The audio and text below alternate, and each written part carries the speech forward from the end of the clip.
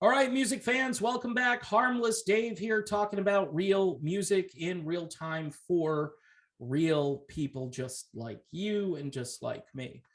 So, the album that ruined the music industry for the most part is now back in the news. I'm talking about Nevermind by the band Nirvana. There are many people that disagree with me about that fact because, quite honestly, the music industry wasn't a segregated industry prior to that album coming out. Once that album came out, at least for rock music fans, a certain darkness, a certain negativity became the dominant force on rock radio stations. And we have yet to see a real return to the kind of music we used to listen to prior to that. And by the way, I'm not talking just about hair metal. You can throw blues rock in there. You can throw in a lot of styles, what we would call Americana, bands like the Gin Blossoms and so forth. All of those bands they faded away. They didn't have a career after that. REM is a band that should have done great in the 90s. My theory is they were too folky and they had too much melodic mojo after what Nirvana did to the industry. Now, some of those bands, they kind of limped along for a few years, but the whole industry was turned upside down. I've heard stories where posters of hair metal bands were ripped down and replaced with posters of this new thing, which was sweeping the country, supposedly, even though the fans of the old thing weren't exactly going away, and most of them were trying to find other radio stations to listen to or other music genres. This is why country did so well in the 1990s.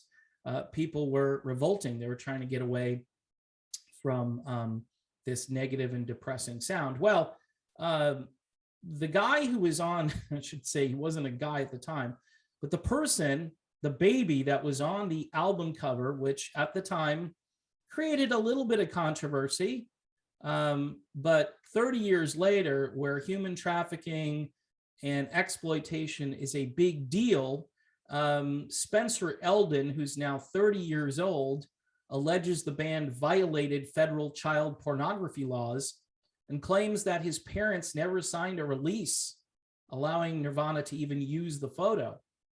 Now, if that is actually true, that's kind of a big deal. I will say this, what took this guy 30 years to do this? Don't know. I've heard stories that he wanted to, or he has reprised the album cover as an older person and wanted to not be wearing any clothes and so forth. So there are two sides to this story, but based on this lawsuit, I read it and I think, okay, he might actually have a case, especially if that last portion is true. In a complaint filed in LA federal court, Eldon alleges his identity and legal name are forever tied to the commercial exploitation he experienced as a minor, which has been distributed and sold worldwide from the time he was a baby to the present day. And that is 100% true. Imagine being that baby on that album cover. It just is mind-blowing. According to the suit, the defendants knowingly produced, possessed, and advertised commercial child porn depicting Spencer, and they knowingly received value in exchange for doing so. Despite this knowledge, now think of how many albums that has sold and how many times people have seen that picture. So again, as much as I think this might be some gold digging on the part of this guy, he might have a case.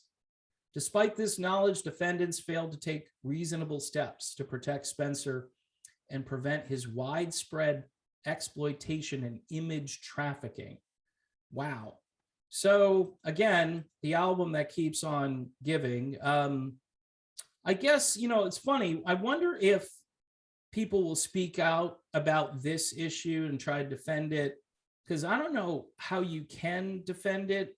I think we lived in a more innocent world in 1991. So people were like, wow, that's edgy, that's art, you know, this little baby at birth chasing after the dollar bill. And yeah, there's some imagery there that makes sense as far as the analogy that the lure of money is right there at a very young age, and you might as well start early. I think the mistake they made was showing a particular portion of the baby in these photos, but they, of course, wanted to be authentic and edgy. And here we are today. And there are a lot of creepy people out there today that maybe didn't exist in 1991, like a higher percentage of the population is now into this wicked stuff. And, you know, as a rock fan, I didn't need to see that album cover. It didn't, you know, back in the day, I probably thought to myself, wow, it kind of goes with the album in a sense, because the album brings up a lot of negativity, and now you lump this imagery in with it. And I'm not saying there's stuff that isn't worse. I think if you're an adult, I mean, in the 70s, I know there are a lot of uncovered people on 60s and 70s album covers and inside the albums. These were adults, and this music was mostly getting in the hands of people that were, I don't want to say all of them were adults, but I think we had a higher level of maturity in those days, if that's possible to say that. Maybe we didn't, but I think we did. And we didn't, you know, we didn't just jump to one conclusion about the pictures. Now, especially if you're looking at little kids being exploited, yeah, he might actually have a case. And as much as I'm kind of indifferent about it, but I do believe that, you know, in the world we're living in, I'm sure that album cover isn't helping. And I don't think it's the only thing that we have to worry about, because someone will say it's just a picture. Well, there are a lot of pictures on the internet, and not all of them are good pictures. You know what I mean? So tricky issue. Freedom of speech issue could be freedom of expression. I don't know. Some things aren't covered in that. Child porn is not covered in that. So we shall see how this all shakes out.